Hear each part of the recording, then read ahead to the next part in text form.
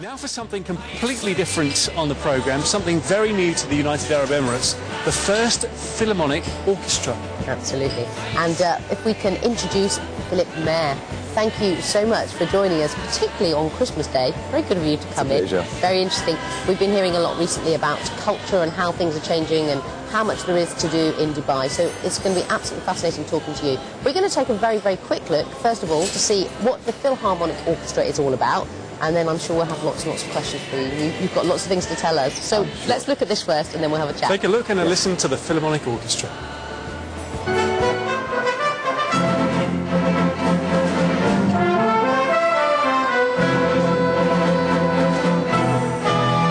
Sounds wonderful. How many members do you have in the orchestra? We've got about 40. It fluctuates obviously a little bit, but we've got between 40 and 45 now who are coming regularly to rehearsals, which is always our main goal, to get the people there regularly, to have the consistency in rehearsal work. It was a week or so ago when we were talking to a lady about opera coming to the UAE, and she mentioned that they were reducing the size of the orchestra, the overall show, because of the cost of flying in an orchestra. Well, that's something that you may be able to offer in the future. Absolutely. Well, that's my goal, really. I think there is a huge hype at the moment in Dubai about cultural development. And with a new opera house being announced last year in December, the building of a new opera house, which will, of course, be absolutely magnificent, like any new building in Dubai.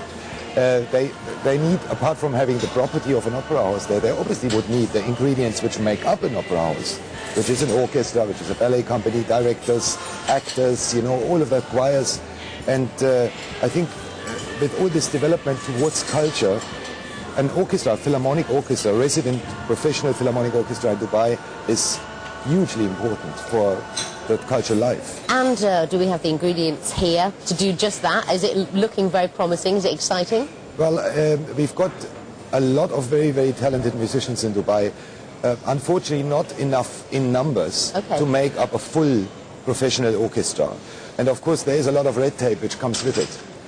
If you're talking about a full professional orchestra, you need, you know, the usual things. You need contracts and labor permits and all of this. And I think what is also very important is to realize that an orchestra as such is not an economically viable entity. And no orchestra in the world is, for that matter. Orchestras are always subsidized. I remember an interesting story several months ago when Heathrow Airport and all the airlines were shut down. Yeah. And there was an orchestra flying from Russia across Europe, and all of in their contracts, the musicians had to be with their instruments at all times. Yes. They had to travel with the instruments in the cabin. Yeah. So it really is a big deal. It is a big deal, and it's interesting that you mentioned that. I had previously been in contact with various airlines who are all interested in supporting my course towards a full-time professional orchestra here, and they would very happily fly in the musicians, but they say the big problem is the insurance issues because of the instruments. So that is quite, I wasn't aware of that myself either. What kind of level do you need to be at to be a member of the Philharmonic Orchestra? You have to have a fairly proficient sort of level of musicianship. Are you looking at grade 8 level and beyond, or if you have the talent? I mean, traditionally for a full-time professional orchestra we would need professional musicians, of course. And normally you would go through an auditioning process and then select the right players for it. As I mentioned before, what is quite amazing here in Dubai, what amazes me every day, is that there are actually a lot of musicians, professional musicians here from particularly Eastern European countries who generally have a very high standard of education, and they would be very happily work for a full-time position in an orchestra. So I think originally I was looking at mainly bringing in musicians from overseas, but if you look at it, what the scenario is at the moment, we could probably recruit quite a lot here within Dubai or the UAE. So we're going to have the orchestra here. There are going to be enough talented musicians actually here.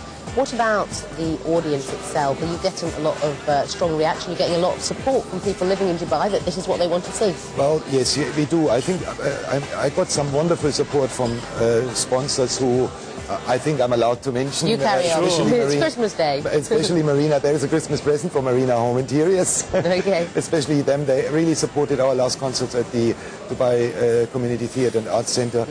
And we get a lot of support from audience, because my way I'm following in terms of introducing a philharmonic orchestra here is very different to what the general understanding of an orchestra is of the public.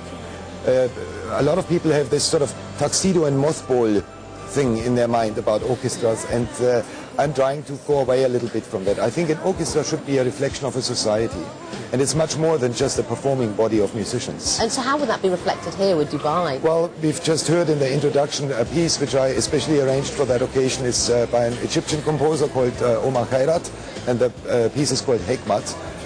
It's apparently very famous amongst the Arabic world. So, for example, that is something which is very important to me, to introduce pieces of different cultural origins in the programs. And I have no problems in combining a Mozart piano concerto with a piece from an Indian Bollywood movie, for example. Why not? And I think that's something which is relevant to the society in Dubai. Sums up Dubai. And if you look at the wonderful, diverse society we've got here in the UAE, there's no better medium but music to translate and build bridges. Language, right. Exactly. In the limited number of events that I've attended, I've been to the Emirates Palace in Abu Dhabi, which is a fabulous venue for cultural events for orchestras. I've been to some in Dubai. I've noticed that it's very popular with the local population. Yes, yes. I think if you introduce Emiratis to music in a way where they can relate to, you can attract a lot of interest there. And I always say my perfect concert for the orchestra would be in a public park, where we've got so many beautiful ones here, on a nice, not too hot day, and make it open and free to the public and have everybody there. And make it so accessible to people who perhaps haven't encountered it before. It'd be perfect.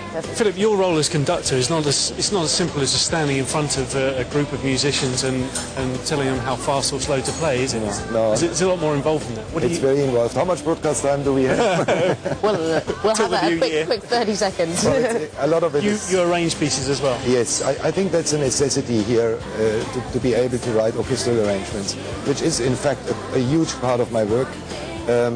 And the conducting itself, that of course is very complicated and intricate, and there's a lot of psychology involved. You have to think about group dynamics, you have to, it's not just waving arms, and I think it also requires a fair amount of experience. And let's say that the profession conducting, you can learn certain things, and we all who studied conducting went through that when we studied, but a lot of it is experience, and you've got to be able to work with ensembles, you've got to be able to encompass all these different aspects in music, which then of course particularly has to be applied when you perform big classical works, where we are not quite there yet, although I try to establish some form of classical music in our programs as well, which we did in our recent concerts as well. Obviously incredibly complicated, requiring a great deal of skill, but just going back to something very interesting you were telling us during the break, you actually were an airline pilot for 14 years? I was an airline pilot for 14 years, and through that job, of course, came to Dubai quite regularly. And I know Dubai, when all of this, where we are sitting here, was still sand. And then I stopped flying, basically to take a break, and went back into music, which I've studied. I'm graduated as a concert pianist and conductor, and went to South Africa for 7 years and headed up the Durban City Orchestra as an artistic director. And then I moved to Dubai last year, the end of last year, and I find Dubai an incredibly exciting and stimulating place, especially for a musician. And I always say it's a book which is not finished yet, and we are writing a chapter of that book every single day, and nobody knows how it's going to end. It sounds incredibly exciting. I'm sure we'll be following your progress. It's very interesting and something which I'm sure a lot of people living here are interested in. Unfortunately, we're out of time now. That always happens. It always happens. So we're going to let you go and enjoy your Christmas day and your festivities, and some nice classical festive music at your home. Absolutely.